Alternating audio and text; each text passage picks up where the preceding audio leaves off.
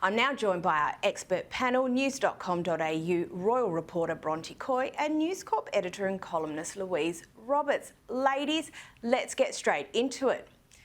Now, Bronte, if I can start with you, we're still seeing the ripple effect of Prince Harry's memoir, and it's reported that King Charles' popularity has taken a bit of a hit with young Britons. Is this something that was already happening with that demographic, or is this a more specific reaction? It has been happening over the last few decades because obviously with the Queen as the monarch, you know, there was part of that leftover deferential feeling toward her. And of course, when she passed, it was inevitably going to raise the question of just how relevant is Charles and the rest of the royal family to us today.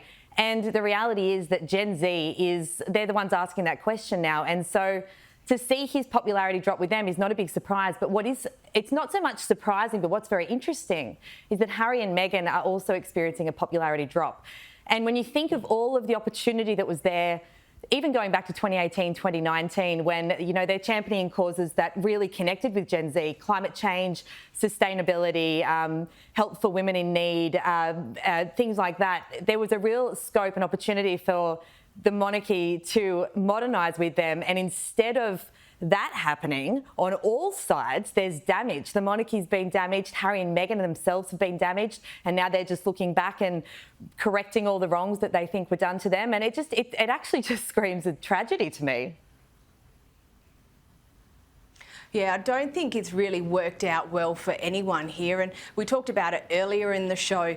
You know, maybe if they'd been advised better or took a better strategy, it may not have turned quite out the way that it did.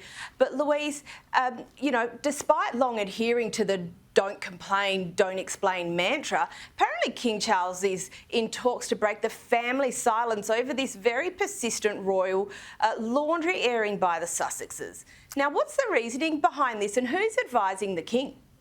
Well, exactly, who is advising the King? Because you, of course, remember that it was Jonathan Dimbleby which did that groundbreaking interview way back in the mid-90s when, of course, Charles admitted his adultery while he was married to Diana. He didn't mention Camilla by name, of course. Her name came out in a press conference the next day, thanks to his private secretary, Richard Aylard at the time. But certainly when that interview went live to air, and the interview was meant to be about Charles's 25 years as the Prince of Wales, but of course we all sat there gripped to our TVs and our armchairs thinking, oh my God, he's actually going to admit that he wasn't faithful to Diana. So who knows what will come out of this interview. I think, in a way, I do believe that Charles still wants to extend that olive branch to Harry, though. So I don't really see him doing anything to further damage that relationship with his youngest son.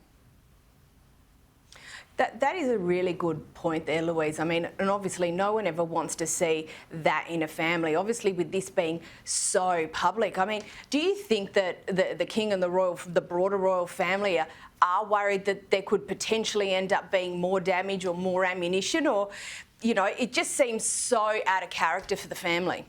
Well, it does, because it's not just Meghan and Harry we're talking about here, or even William and Kate. It's all the cousins, it's the children who, you know, will they ever get to socialise? Will they grow up together? Probably not. I mean, OK, there's an ocean between them.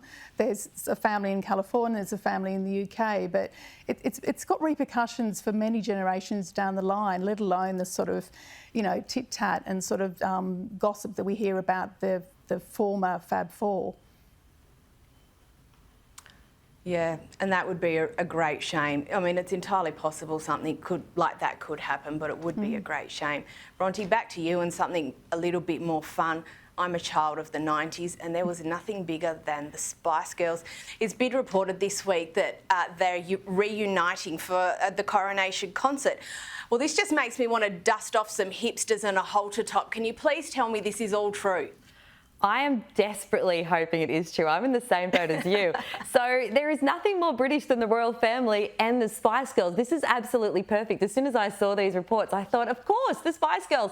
And what a coup it would be, because the last time the five of them performed was the 2012 London Olympics closing ceremony. So they actually reunited a few years ago and did a bunch of shows, but Victoria Beckham wasn't part of it. And she kind of made it clear that that wasn't something she was interested in doing. However, King Charles's coronation is a whole different story, and they they themselves have hinted that there is a big announcement that's imminent. Of course, we know there's going to be a huge concert at the coronation. King Charles has a relationship going way back with the Spice Girls. There were those really funny photos of them kissing him on the cheek in 1997 and him looking like he was really enjoying it.